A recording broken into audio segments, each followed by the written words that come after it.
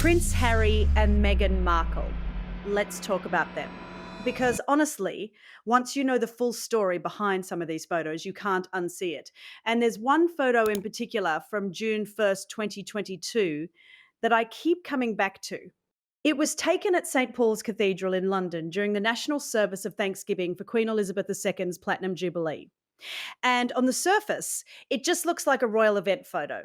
But when you know what was happening in that room, it hits very differently. So, first, some context. Queen Elizabeth herself wasn't even there that day. She had experienced some discomfort during the celebrations the day before, so she sat this one out, which already made the whole thing more emotional and heavy. And then into that very charged atmosphere walked Harry and Meghan. This was their first joint public appearance with the royal family since they stepped back from royal duties in 2020. And if you remember, that step back came right after the Oprah interview, the one where they made some pretty serious and a lot of people would argue wildly exaggerated claims about the royal family. So, yeah, the room was not exactly warm and welcoming when they walked in. And you can see that so clearly in this photo. Look at the faces around Harry and Meghan as they make their way to their seats. The scowls are not subtle. Like, these people are not even trying to hide it. And honestly, I don't blame them. These are people who had been publicly called out, painted in a bad light, and now they're sitting in a church meant to honour the Queen. And in walks the couple who had just spent the last year dragging the institution through the mud. Harry's face in this photo is something else. He looks like a combination of regret, petulance, and genuine confusion. Like he's not quite sure why everyone is so cold to him. And that tracks, honestly, because if you've read Spare, which came out after this, you know Harry was still firmly in victim mode at this point, still thinking everyone was being unfair to him, still not really connecting the dots between his choices and the consequences. Looking at his face in this photo with that knowledge, it really seems like he's thinking, well, you're all just being rude. I don't understand why you're all so upset. Meghan, on the other hand, looks like she has completely switched into autopilot. She's smiling for the cameras, but it's that kind of smile that doesn't quite reach the eyes. Stiff, controlled. Like she decided before she even walked in that she was going to get through this no matter what. Now, here's the detail that makes this photo even more interesting. Harry and Meghan were supposed to arrive at the same time as Princesses Eugenie and Beatrice. Instead, they showed up late. And the rumor at the time, which many people found pretty believable, was that they were late on purpose to have their own entrance moment, which, if true, was a massive miscalculation. Because what it actually did was draw even more attention to the fact that they were seated in the third row. Not with William, not with Charles, not with the senior royals. The third row. And apparently Harry and Meghan were not happy about that seating arrangement at all. So they showed up late, made a spectacle of their entrance, and then visibly looked unhappy about where they were seated. In a church, at a service for the Queen, it was a lot. And the crowd outside, they were not kind either. Harry and Meghan were booed outside the cathedral, both before and after the service. And after the service was apparently particularly rough. There were photos coming out of various royals literally turning their backs on Harry and Meghan, not engaging with them at all. Which, yes, is cold, but also completely understandable given everything that had gone down. What this photo really makes me think about is whether Harry in that moment actually understood why people were upset with him. Not just that they were upset, but why. Because there's a big difference between knowing people are mad at you and understanding that you caused it. And looking at Harry's face, I genuinely am not sure he was there yet. He looks more annoyed than remorseful, more confused than self-aware. And Spare confirmed that, honestly, because that book made it very clear that Harry still saw himself as the one being wronged, still saw the institution and the family as the ones who had behaved badly toward him, rather than the other way around. The Oprah interview caused real pain to the Queen, to Philip before he passed, to the whole family. And Harry and Meghan walked into that cathedral knowing that, walked past all those cold faces knowing that, and still somehow seemed surprised by the reception they got. Later that same year, Queen Elizabeth passed away. And on September 10th, 2022, another photo was taken that became just as talked about as anything from the Platinum Jubilee. This one was outside Windsor Castle during a walkabout where Prince William and Catherine, Princess of Wales, were greeting well wishes and viewing the floral tributes left for the Queen. And what made it especially notable was that William invited Harry and Meghan to join them, which, given everything, was a genuinely generous gesture. This was a big deal for a lot of reasons. It was the first time all four of them had appeared together publicly since Commonwealth Day in March 2020. At the Platinum Jubilee, just months earlier, Harry and Meghan had not been photographed with William and Catherine at all. So, this walkabout outside Windsor Castle was really the first time in over 2 years that Meghan and William were even in the same public space together. And the global press was watching every single second of it. The photos from that day are fascinating. Meghan's expression became one of the most analysed images from that entire period of mourning. Tight jaw, wide eyes, mouth slightly turned down. The press ran with a lot of theories about what she was feeling.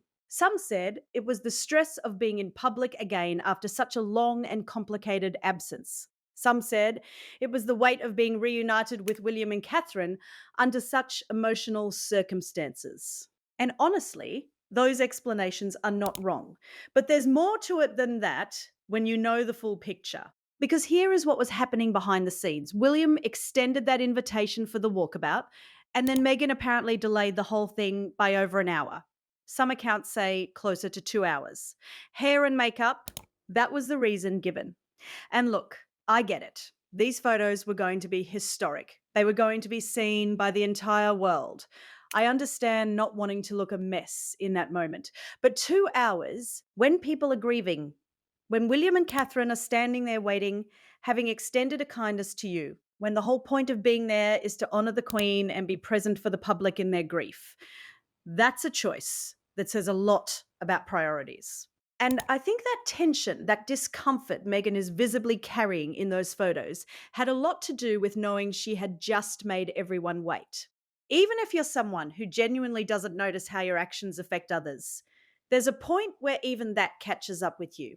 The people who are patient enough to wait for you are the same people you are actively working against behind closed doors. That's an uncomfortable thing to sit with, even for someone with very thick skin. Because here is the part that makes this whole walkabout photo so much heavier once you know it. At this point, Harry and Meghan already knew what was in their Netflix documentary. They knew what was in Spare. They knew what they had said about William and Catherine in those projects. Thinly veiled threats, more claims, more stories that painted the Prince and Princess of Wales in a very unflattering light. All of that was already done, already recorded, and coming out within months of the Queen's death. And yet William still called Harry and Meghan and said, "Come join us. Come be with us for this." That is genuinely hard to wrap my head around. William knew, or at least suspected, that more was coming. And he still extended that gesture, probably out of respect for his grandmother's memory and a desire to show some kind of unity during an incredibly painful time for the family and the country. And Harry and Meghan showed up an hour or two late and then spent the walkabout with Meghan clinging to Harry, eyes wide, jaw tight, looking like she was about to bolt at any second. Some people at the time speculated that Meghan was trying to appear frightened of William and Catherine, like she was performing nervousness or discomfort for the cameras in a way that would later reinforce the narrative she and Harry had been building. And honestly, watching the footage back, I can see why people thought that. Some of her body language looked almost theatrical. But my personal read, and this is just my take, is that it was more complicated than performance. I think she was genuinely uncomfortable. Not because William and Catherine were threatening or cold to her, but because they were being decent to her. And when you are actively working to hurt someone and they turn around and are kind to you anyway, that creates a very specific kind of internal conflict that is hard to hide. Harry's energy in these photos reads the same way to me: defensive, closed off, like someone who knows they're in a position they created but can't quite admit that out loud.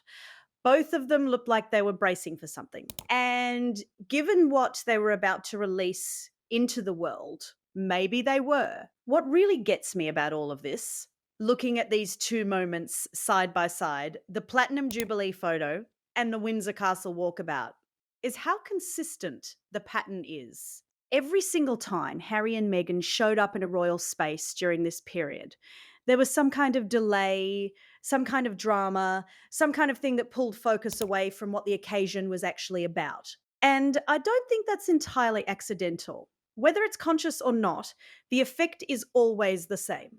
Harry and Meghan become the story. At the Platinum Jubilee, it was the late arrival, the seating drama, the booze outside the cathedral.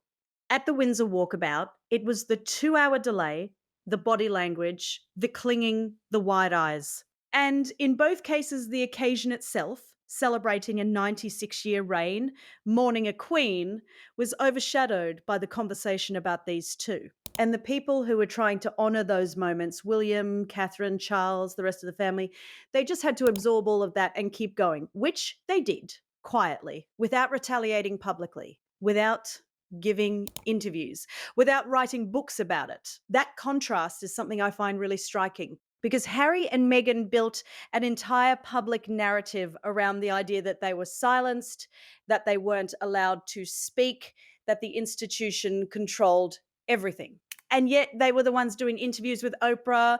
They were the ones with the Netflix deal. They were the ones with the memoir. Meanwhile, William and Catherine said absolutely nothing. Not one public word in retaliation. And somehow, Harry still framed himself as the one being treated unfairly. Looking at Harry in both of these photos, what I keep coming back to is that expression, that particular combination of grievance and confusion that shows up on his face. Because it really does look like a man who genuinely believes he is the wronged party, not someone who made choices that hurt people and is now experiencing the natural consequences of those choices, but someone who thinks the universe is just being cruel to him for no reason. And that is genuinely sad to me. Not in a way that excuses what he did, because the harm he caused to real people, to his grandmother, to his father, to his brother, was real. But sad in the sense that it seems like Harry has been so deep in a particular story about his own life for so long that he actually cannot see outside of it. Meghan's situation reads a little differently to me. Where Harry looks confused and aggrieved, Meghan tends to look calculated and then occasionally caught off guard when the calculation doesn't land the way she expected. The walkabout is a good example of that. I think she went into that situation with a plan for how it was going to look and feel. And then William and Catherine, just being normal and decent, disrupted that plan entirely. Because you can't perform victimhood convincingly when the people you're claiming to be afraid of are standing next to you being perfectly pleasant.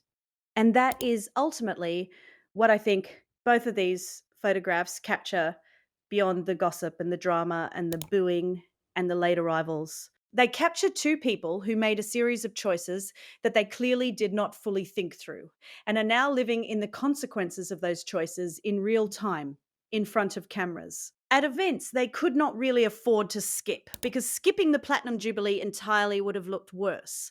Skipping the walkabout after William personally invited them would have looked heartless. So they showed up. And their faces told the whole story. Queen Elizabeth spent 70 years building something, showing up, being present, doing the work quietly and with dignity, regardless of what was happening in her personal life. And in the background of both of these photographs, that legacy is literally what everyone gathered to honour. And Harry and Meghan, whether they meant to or not, made themselves the most talked about thing in the room both times. I think the Queen, knowing her, would have had something very dry and very pointed to say about that. So that is the story behind these pictures. Two photographs, a few months apart, that together tell you almost everything you need to know about where Harry and Meghan were mentally and emotionally during this chapter of their lives. The tension, the delay, the grievance, the defensiveness, it's all there in their faces if you know what you're looking at. And now you do. Let me know in the comments which royal photographs you want me to break down next, because there are so many more where these came from. And if you made it this far, thank you genuinely for watching. I will see you in the next one.